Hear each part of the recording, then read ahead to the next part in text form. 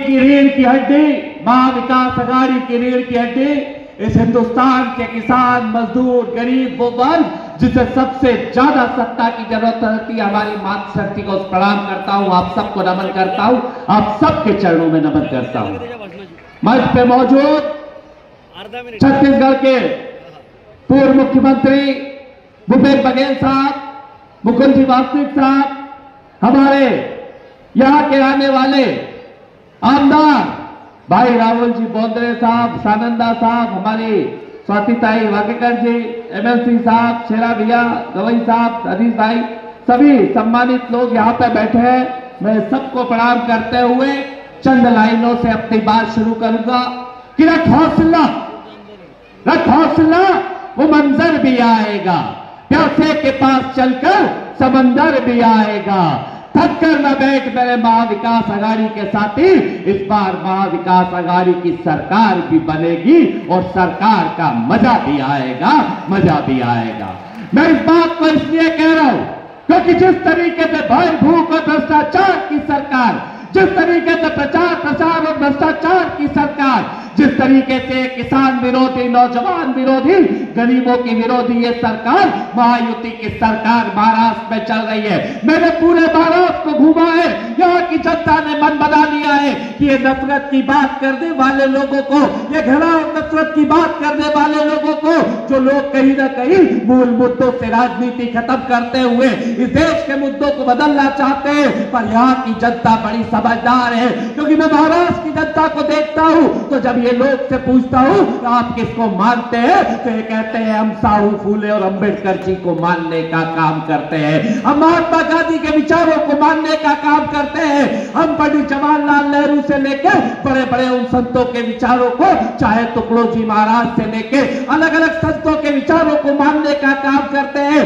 कि भूमि बड़ी पावन भूमि है, जो कहीं ना कहीं लोगों को एकत्रित करके साथ लेके चलने का काम करती है। ये बात आपको तय करनी है कि कहीं ना कहीं भारतीय जनता पार्टी चाहती है कि रोज इस देश के मुद्दे हिंदू और मुसलमान निकले और कहीं ना कहीं जनता के बीच में हिंदू और मुसलमान की चर्चा हो, पर यहाँ की जनता जानती है कि यहाँ के मुद्दे हिंदू और मुसलमान नहीं हो सकते, यहाँ के मुद्दे हो सकते हैं तो हमारे सोयाबीन के दाम क्यों नहीं मिल रहे, किसान को फसलों का दाम क्यों नहीं मिल रहा, नौजवान को रोजगार क्यों नहीं मिल रहा, गरीब को फसलों के दाम क्यों नहीं मिल रहे, गरीब को महंगाई से राहत क्यों नहीं मिल रही, ये बात जरूर हो सकते हैं। आज मुद्दा हमें बनाना पड़ेगा कि वो सोयाबीन जो 1000 की लागत के ऊपर 5000 रुपए क्विंटल जब कांग्रेस की सरकार थी देश के अंदर तब हम बेचा करते थे, आज 3 से 4000 की लागत पे 3200 रुपए क्विंटल सोयाबीन बेचने पे किसान को मजदूर होना पड़ रहा है। और वो जब दौर था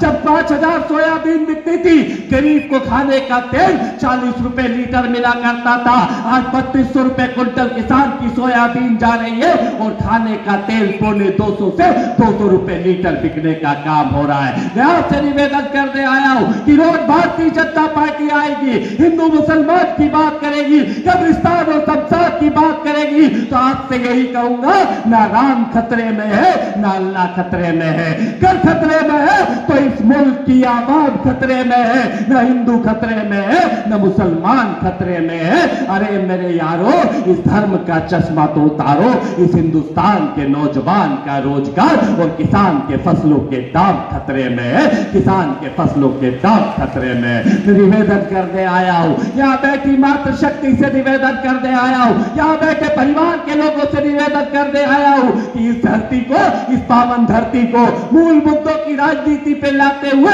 हमें कहीं ना कहीं ताकत के साथ काम करना पड़ेगा। क्योंकि जिस अच्छे दिन के नाम पे आए थे, जिस काले धन के नाम पे आए थे, मेरी माताओं बहनों को इन्होंने कहा था 15 लाख रुपए देने की बात करेंगे और आज 1500 रुपए में वोट खरीदना चाहते हैं। ये बात आपको समझना होगी। मध्य प्रदेश के अंदर ये योजना लाए थे, 1250 रुपए से शुरू करी, 3000 का वादा करा, और आज पता कर लेना चुनाव के बाद वो लाडली बहना स्कीम को आधी से ज्यादा बंद कर दी गई।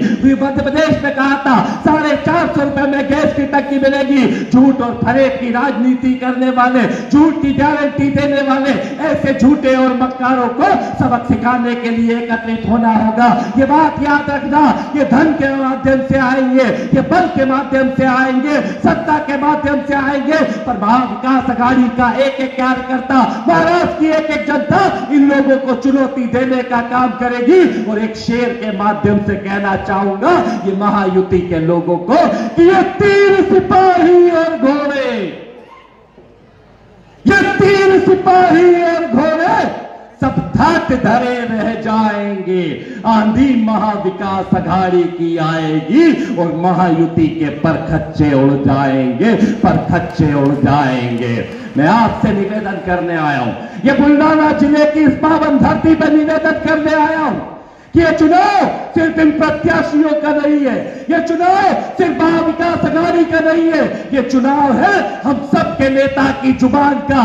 एक बुल्डाना का गुंडा नेता हमारे सामने कहता है कि राहुल गांधी जी की जबान को काटने वाले को 11 लाख रुपए का इनाम देने की बात करेंगे। और वो 11 लाख रुपए क्यों देना चाहते हैं, क्यों राहुल गांधी जी की जुबान काटना चाहते हैं? क्योंकि अगर राहुल गांधी जी की जुबान चलती है तो इस हिंदुस्तान के शोषित वंचित वर्ग के लिए चलती है। वो जुबान को क्यों काटना चाहते हैं? क्योंकि राहुल गांधी जी की जुबान चलती है तो इस हिंदुस्तान के अन्नदाता के फसलों के दाम के लिए चलती है। वो राहुल गांधी जी की जुबान को क्यों काटना चाहते हैं? इस देश के दलित, पिछड़े, आदिवासी, अल्पसंख्यक, इस देश का गरीब, किसान, मजदूर, इस देश का अंतिम पंक्ति का व्यक्ति जिसे अधिकारों की जरूरत होती है, अगर उस जगह कोई जुबान खड़ी होती है तो माननीय राहुल गांधी की जुबान खड़ी होती है। मैं आपसे निवेदन करने आया हूं कि जब मणिपुर पे हमला होता है तो एकमात्र हिंदुस्तान की जुबान है जो राहुल गांधी जी की जुबान है, जो उनके पक्ष में खड़ी होती है।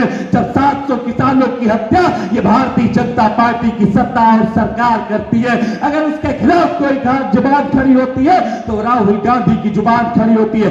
एक बार हाथ उठा के ताकत से मेरे साथ नारा लगाएंगे, किसान क्या पुकारता राहुल गांधी, राहुल गांधी की आवाज आगे से पीछे तक, हाथ उठाओ ताकत से। मैं कहूंगा गरीब क्या पुकारता राहुल गांधी, राहुल गांधी 4 गुना तेज आवाज आना चाहिए, ताकत के साथ, मजबूती के साथ, हाथ उठा के यहां से लेके मंच तक। अरे किसान क्या पुकारता राहुल गांधी, राहुल गांधी, अरे गरीब क्या पुकारता राहुल गांधी, राहुल गांधी, नौजवान क्या पुकारता, ये शोषित क्या पुकारता, अरे वंचित क्या पुकारता, ये दलित क्या पुकारता, ये गरीब क्या पुकारता। ताकत के साथ। और जो विधायक ने राहुल गांधी जी की जबान काटने की बात कही थी, इस जिले की एक एक सीट पे इस महायुति की जमानतें जब्त कराना और बताना कि हमारा बेटा जिसकी जुबान इस देश के शोषित, वंचित, पीड़ित, दलित की जुबान है, उसे अगर कोई काटने की बात कहेगा, उसके खिलाफ काम करेगा, तो उसकी जबान पे ऐसे लोगों की जमानतें जब्त कराने का काम करेंगे। करोगे कि नहीं करोगे? करोगे? हाथ उठा के बताओ। जमानत जब्त करोगे सारे महायुति के प्रत्याशियों की ताकत के साथ? मैं आपसे बोलने आया कि याद रखना कि हाथों में खंजरी नहीं, हाथों में खंजरी नहीं, आंखों में पानी भी चाहिए।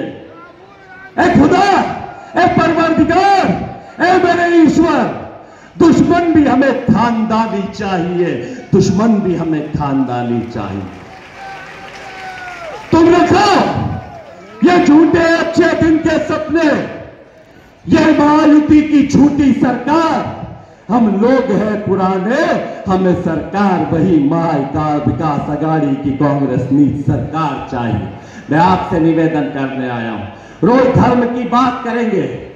मेरा निवेदन है, जो राम को माने वो राम की मानना भी सीखे, जो अल्लाह को माने पैगंबर के सिद्धांत को समझना सीखे, जो महावीर को माने उनके त्याग तपस्या बलिदान को जानना सीखे, जो ईसा मसीह को माने उनके सिद्धांत को समझना सीखे। भारतीय जनता पार्टी धर्म के लिए सिर्फ राजनीति करते हैं और कांग्रेस पार्टी के लिए धर्म, आस्था और विश्वास का केंद्र है। मेरा कहना है कि बीजेपी वालों, अगर रामायण को मानते हो तो रामायण की जिस चौपाई में लिखा है कि दूसरों के सुख से बड़ा कोई धर्म नहीं हो सकता और दूसरों के दुख से बड़ा कोई अधर्म नहीं हो सकता, इस बात को समझने की कोशिश करो। ये राम के नाम पे बात तो करते हैं पर राम के विचारों को आत्मसात नहीं करते हैं। झूठ की राजनीति करने वाले, अपने मक्कारों की राजनीति करने वाले मूल मुद्दों से ध्यान भटकाना चाहते हैं और कई बार झूठ बोल के आए हैं, फिर आएंगे झूठ बोल के। और पहले भी कहा था ना कि भाइयों बहनों, बोले थे ऐसे, कौन बोले थे? रंगा बिल्ला जो है, कि भाइयों बहनों मित्रों अच्छे दिन आएंगे। और कौन सा धन लाएंगे? काला धन लाएंगे। कितने कितने लाख देंगे काकी? कितने लाख? और दिए कितने? 1500 है। 15 लाख से देके 1500 पे आ गए। गैस की टंकी 400 पे थी, कपड़े उतार उतार के बीजेपी के नेता नंगा नाच करते थे और कहते थे ये गैस की टंकी डायन हो रही है। और अब 1000 हो गई तो बोलते विकास हो रही है। पेट्रोल और डीजल है 55 रुपए डीजल, 70 रुपए पेट्रोल, वो डायन दिखता था, 100 के पार हो गया, विकास दिखता है। मूल मुद्दों पे राजनीति कब करेंगे और मूल मुद्दों की राजनीति कब करने का काम करेंगे? मैं निवेदन आपसे करने आया, मूल मुद्दों की राजनीति पे आओ, ताकत के साथ इस बार महाविकास अघाड़ी की सत्ता और सरकार बनाओ। कई शब्दों के साथ कहूंगा कि अपनी जमीन, अपना आकाश पैदा कर, हो सके तो रोज नया विश्वास पैदा कर, हो सके तो रोज नया विश्वास पैदा कर। कब मिली है मांगने से शोहरत, हो सके तो महायुति के सारे प्रत्याशियों की जमानत जब्त करा के अपना इतिहास पैदा कर। ये मौका शानदार और जानदार कार्यकर्ताओं को मिला है, जनता को मिला है। मैं इसी बात के साथ अपनी बात को समाप्त करूंगा अंतिम शेर के साथ। ये शेर आपको समर्पित करते हुए आप लोगों के लिए, ये योद्धा कार्यकर्ताओं के लिए शेर समर्पित करता हूं कि जो सफर की शुरुआत करते हैं वही मंजिलों को पार करते हैं। आप चलने का हौसला तो रखिए, आप जैसे योद्धा बब्बर शेरों का तो रास्ते भी इंतजार करते हैं। ताकत के साथ एक बार और कि एक किसान के पुकारता, अरे नौजवान के पुकारता, गरीब के पुकारता। जय हिंद, जय भारत।